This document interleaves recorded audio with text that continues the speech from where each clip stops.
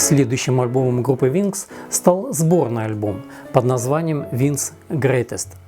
Этот альбом был выпущен в 1978 году. В моей коллекции данный альбом представлен оригиналом, выпущенным в Германии. Это первый сборный альбом с обзором постбитловской карьеры Пола Маккартни. Из 12 треков альбома у 4 песен дебют, так как они ранее не появлялись ни на одном из предыдущих альбомов Маккартни. Кстати, на сборнике нет ни одной песни из альбома 1975 года «Венера и Марс», несмотря на то, что трек «Listen to What the Man Said» стала хитом номер 1 в США. На обложке мы видим статуэтку из Хейзеля-Фонтина «Золото и слоновой кости». Эта старинная статуэтка была создана знаменитым скульптором в стиле арт-деко Диметром Чипорусом и куплена Линдой Маккартни на аукционе в 1978 году. По решению Пола Маккартни эта статуэтка украсила обложку сборного альбома. Те песни, которые вошли в альбом и ранее имели указание, что их авторами является дуэт Линды и Пола, в этом сборнике указаны как песни авторства только одного Пола Маккартни. Хороший сборник для дополнения работ Пола Маккартни в любую коллекцию почитателей его таланта. Свой очередной студийный альбом группа Wings выпустила в 1978 году. Это альбом под названием London Town. В моей коллекции этот альбом представлен оригиналом, выпущенным в Германии. У меня к этому альбому особое отношение. Дело в том, что в год его выхода мне исполнилось 16 лет. И я помню, что я разучивал одну из песен с этого альбома «Deliver Your Children». Разучивал, как играть ее на гитаре, включая соло. И это очень приятные воспоминания. Поэтому, когда я слушаю этот альбом, у меня смешиваются приятные впечатления от музыки этого альбома и от приятных воспоминаний о том времени. Работы над записью 6-го студийного альбома London Town группа Wings проводила с перерывами в течение года. В основном в студии Abbey Road в Лондоне и на борту роскошной яхты Fair Carol на Виргинских островах.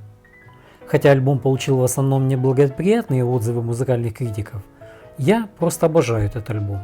Легкий, мелодичный, семейный, накрывающий вас приятным ощущением беззаботности, очарования и уюта. И все это сделано очень профессионально. Этот альбом можно даже назвать концептуальным. Включите альбом, сядьте поудобнее, расслабьтесь и заряжайтесь оптимизмом от этого праздника музыки. Главный сингл «With a Little Luck» стал хитом номер 1 США. Альбом London Town занял 4-е место в чарте Великобритании и 2-е место в чарте США, где было продано более 1 миллиона копий, и там альбом стал платиновым. Стал он платиновым и в Австралии. На обложке альбома мы видим 3 участников группы, так как остальные к тому времени покинули группу. На 2 песнях этого альбома Children Children и Deliver Your Children ведущий вокал исполнил Дэнни Лейн и сделал это хорошо. Deliver Your Children – песня, написанная Дэнни Лейном и Полом Маккартни. Явно одна из недооцененных песен группы Wings. А вот как отозвался об этом альбоме журнал Rolling Stone. London Town представлял собой раздражающую смесь лирических фрагментов, расточенных мелодий и умных, но некачественных аранжировок. Весь нереализованный беспорядок, наполненный изящным, елейным талантом, который свел бы такую идею, как Элеонора Ригби, к двустрочному хороводу. Последним альбомом, выпущенным группой Wings, стал альбом под названием Back to the Egg. Этот альбом был выпущен в 1979 году. В моей коллекции альбом представлен оригиналом, выпущенным в США. Back to the Egg – это 7-й и последний студийный альбом группы Wings. Дизайн обложки альбома был разработан компанией Hypnosis. На передней стороне обложки 5 участников группы в комнате, смотрящие на планету Земля через открытый люк в полу. На задней стороне обложки фотографии участников группы, сделанные Линдой и Полом. Продюсером альбома был Крис Томас, который играл на клавишных в белом альбоме Beatles. и продюсировал альбомы Roxy Music и Sex Pistols. Сам Маккартни заявлял, что он хотел бы сделать абсолютно другой, новый альбом, чтобы он ничем не напоминал предыдущую работу группы Wings. Ну, это ему точно удалось. В записи альбома приняли участие не только новые члены группы, Стив Холли на барабанах и Лоренс Джубер на гитаре, но и несколько знаменитых музыкантов. Среди них были Хэнк Марвин из группы The Shadows, Пит Таунсенд из группы The Who, Дэвид Гилмор из Pink Floyd, Кенни Джонс, Джон Пол Джонс, Bonham из Led Zeppelin и другие. Работу над альбомом проводили в нескольких студиях Англии, а также в студии Маккартни, которую Пол построил как точную копию второй студии Abbey Road. Ни один из синглов, выпущенных с альбома, не стал значительным хитом. Продажи альбома были разочаровывающими. На альбоме есть хорошие песни, просто их недостаточно, чтобы повлиять на общее восприятие всего альбома.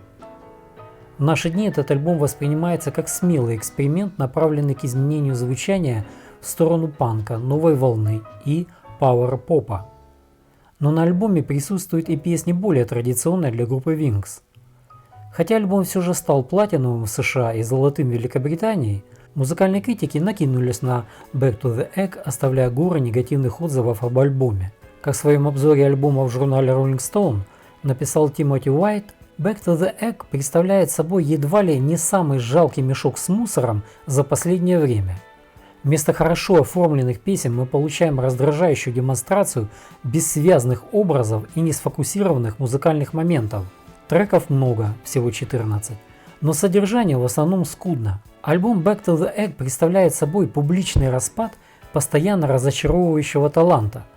Пол Маккартни уже много лет занимается плагиатом собственного материала, и у него наконец-то закончились переработанные идеи. Да, критик жестко прошелся по Маккартни и его работе, но сэру Полу к этому не привыкать. Как уже показало время, вся эта пена критики уляжется, и альбом останется. Его будут слушать новые поколения, и всегда найдутся те, кому он будет нравиться, как и те, кто будет его ненавидеть. На этом я заканчиваю свой обзор альбомов Пола Маккартни, выпущенных им вместе с группой Wings. И мы переходим к его сольным работам. Если идти по хронологии выпуска альбомов, то следующим альбомом, выпущенным Полом Маккартни, который есть в моей коллекции, является альбом Маккартни 2. Этот альбом выходил в 1980 году. В моей коллекции этот альбом представлен оригиналом, выпущенным в Голландии. Свой второй одноименный студийный альбом Пол Маккартни записывал в своей домашней студии, которую он организовал на своей ферме в Шотландии, когда еще существовала группа Wings. Запись велась на 16-дорожечный магнитофон. На всех инструментах при записи Пол отыграл сам. Это очередной творческий, можно сказать, авантюрный эксперимент музыканта. Маккартни снова создал то, что не напоминало бы его прежние работы, и ему это снова удалось. Синтезаторные звуки, эксцентричный синтепоп, электронная музыка. Как написал в своем обзоре этого альбома журнал Rolling Stone, Маккартни 2 – это альбом звуковых рисунков, созданный для развлечения самых маленьких детей. Большинство песен представляет собой просто звуковые эффекты. Вместо того, чтобы развивать мелодичные темы, звезда просто поставляет маленькие гипнотические припевы, которые затем воспроизводятся друг с другом и обрабатываются, то есть фильтрируются, реверберируются поэтапно для создания резкой электронной мусорной музыки. После своего выхода альбом был негативно оценен большинством критиков, хотя впоследствии, как это уже бывало неоднократно, альбом воспринимали положительно, утверждая, что Пол в очередной раз своим творением опередил свое время. Тем не менее, на этом альбоме есть интересные треки, которые заслуживают вашего внимания. К примеру, трек Summer's Day Song. Это своего рода спойлер, который показывает, что Маккартни всерьез заинтересуется написанием классической музыки в ближайшие десятилетия. Красивый трек в приближении к традиционному звучанию классических произведений. Постоянный творческий поиск Пола Маккартни вызывает восхищение и уважение. Неутомимый экспериментатор выдает иногда такие результаты своей работы, которые трудно принять обычным почитателям его таланта, к примеру, таким как я. Но я стараюсь. Если я выстрою для себя очередь альбомов Маккартни в приоритете для прослушивания, этот альбом будет одним из последних. Но это не говорит о том, что альбом плохой. Я буду винить себя, что у меня не хватило широты восприятия работ талантливого композитора. В Великобритании альбом поднялся на вершину чарта, а в США на 3-е место в чарте Billboard. Следующей студийной работой Пола Маккартни стал альбом под названием Tug of War – «Притягивание каната». Этот альбом был выпущен в 1982 году и стал первым альбомом Пола Маккартни, выпущенным после убийства Джона Леннона.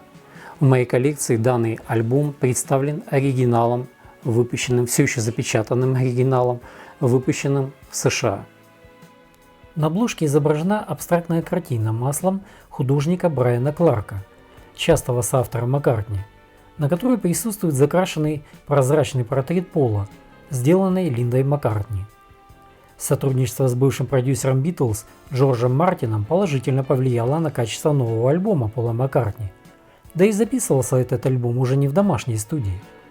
Джордж Мартин заставил этот альбом звучать на уровне лучших работ ливерпульской четверки.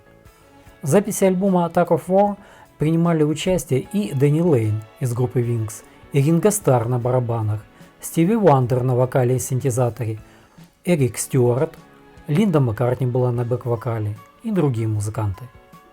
2 песни альбома Маккартни исполняет при участии Стиви Вандера. На этом альбоме Пол вернулся к тому, что умел делать лучше всего – создавать запоминающиеся и понятные мелодии, хотя уже с явным влиянием изменений музыки 80-х годов. Пол так плодотворно работал над созданием песенного материала для этого альбома, что ряд песен пришлось перенести для создания следующего его альбома. Это красивый, зажигательный, душевный и трогательный альбом. Благодаря разнообразию его песенного материала, здесь каждый найдет для себя песню, которая будет ему нравиться. К примеру, трек Here Today – душевная, честная и откровенная баллада, посвященная памяти погибшего Джона Леннона. Эту песню Маккартни регулярно включал в свои последующие концертные туры. В заглавном треке Tug of War Маккартни поет о том, что жизнь – это перетягивание каната, бесконечная борьба, и, возможно, в другом мире все может быть по-другому, и когда-нибудь все может быть лучше. Песня Ebony and Ivory «Черное дерево и слоновая кость», выпущенная как сингл Пола Маккартни при участии Стиви Вандера, заняла 1-е место в чарте Великобритании и США и вошла в число самых продаваемых синглов 1982 года в США. Альбом стал хитом номер 1 во многих странах. Только в США было продано более 1 000 000 копий в год его выпуска. Следующим студийным альбомом Пола Маккартни, выпущенным в 1983 году, стал альбом под названием Pipes of Peace – «Трубы мира». В моей коллекции данный альбом представлен оригиналом, выпущенным в Германии. В альбом Pipes of Peace, как я и говорил ранее, вошли песни, написанные в период работы Маккартни над предыдущим его альбомом. В записи этого альбома снова принял участие Ринго Старр на барабанах на паре треков, Линда Маккартни на клавишных и вокале, ну и сам Майкл Джексон на вокале и перкуссии на 2 треках. Бывший гитарист группы 10cc Эрик Стюарт снова на гитаре и бэк-вокале. Бывший гитарист группы Wings на гитаре и клавишных и вокале. И снова продюсером альбома был Джордж Мартин. Тема альбома проста и понятна.